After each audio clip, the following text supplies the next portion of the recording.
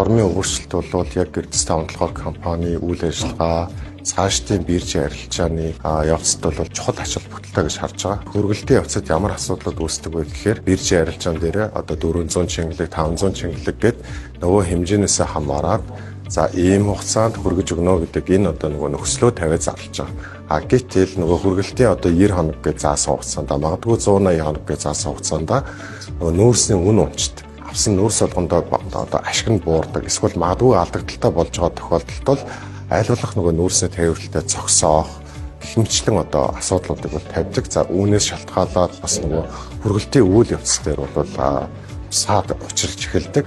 Одоогийн энэ одоо шинээр хэрэгжүүлж байгаа үнийн индексжүүлсэн аргачлал орж ирснээрээ яг нөгөө зах зээл дээр байгаа үнийн одоо хөдөлгөөнөө дагаад тодорхой хэмжээнд одоо гэрээний үн дээр маань одоо өөрчлөлт ороод явах учраас бас нөгөө хөргөлт маань тасралтгүй болох дээр бол нэлээд үр дүнтэй гэж харж байна. За Эрдэнэ савн толгой компани борлуулалт олборлолтын төлөлгөө бол энэ жил 35 сая тонн байгаа. За энэ 35 сая тонны 16 сая нь бол уул уурхайн биржийн хавлаар арилж чадхаар бол бид нар борлуулалтын төлөвлөгөөндөө бол тусгасан. Одоо эхний арилж байгаа бол бид нар энэ 7 хоногт тавьсан бас нэлээд өндөр хөлбөлттэй байж байна.